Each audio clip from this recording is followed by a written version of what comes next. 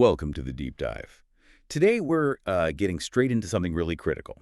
We're unpacking the World Health Organization's brand new 2024 reports. That's right, the World Mental Health Today and the Mental Health Atlas 2024. Significant releases. Absolutely. So our mission here is to figure out what these big reports tell us about mental health globally, and then, zero in on India's situation specifically. And pull out those key insights, the data points that are, well, essential for policy folks and anyone keeping up with current affairs.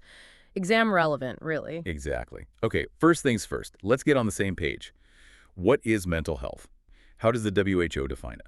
Well, they define it as a state of mental well-being. It basically means people can handle life stresses, use their abilities, learn well, work well. And contribute to their community. Yeah. That last part feels important. It is. And crucially, it's not just about not having a mental illness. It's more foundational. It's the bedrock for, overall well-being and just functioning. Right. Okay, so moving into the reports.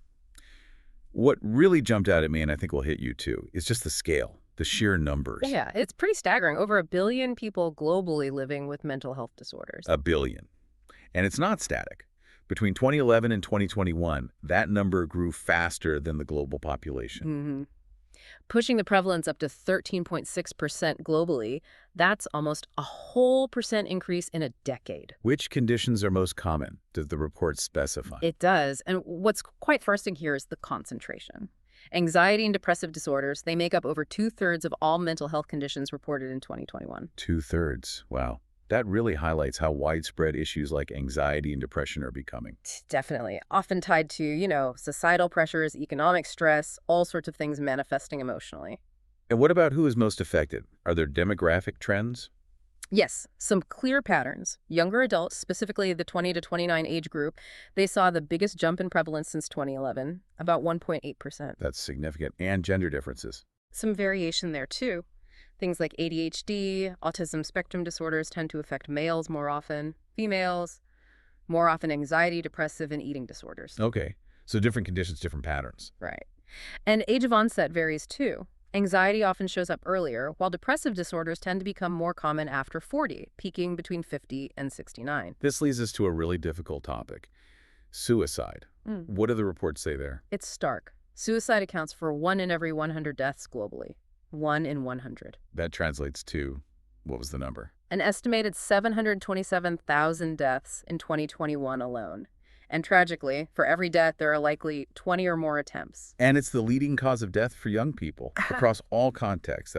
That's just heartbreaking. It really is a silent crisis in many ways. And it really makes you stop and think, are we making progress on this? What about the SDG target? Yeah, the Sustainable Development Goal for a 1/3 reduction by 2030, the reports are clear. We're way off track. How far off? On the current path, we'll only hit about a 12% reduction, nowhere near the 1/3 goal. Okay, so that's the global picture. Pretty sobering. Let's bring it home now. What does this mean for India? India faces a significant burden, too.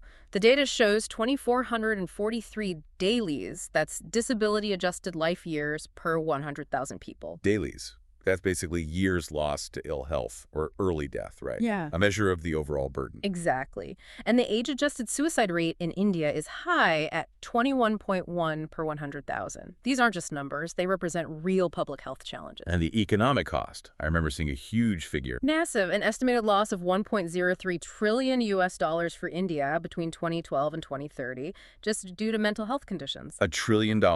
That's lost productivity, lost potential, a huge drag on the economy. Absolutely. And if you want scale, back in 2017, estimates suggested 197.3 million people in India needed mental health care. 200 million. Yeah, with about 46 million having depressive disorders and nearly 45 million with anxiety disorders. And then, of course, the pandemic made things worse. Right. The NCRB data showed that jump in suicides in 2020. Yep, 1.5 lakh deaths in 2020, up from 1.39 lakh the year before.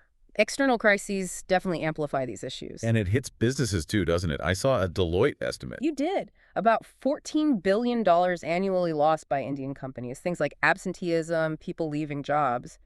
It adds up. Plus the NFHS data. What was it? 14.3% suffering from mental disorders overall. Correct, from the 2015-16 survey. And about 2.7% suffering from severe mental disorders. So it's widespread, systemic. Okay, so wrapping up this deep dive. Yeah. We're clearly seeing a global mental health crisis getting worse. Mm-hmm.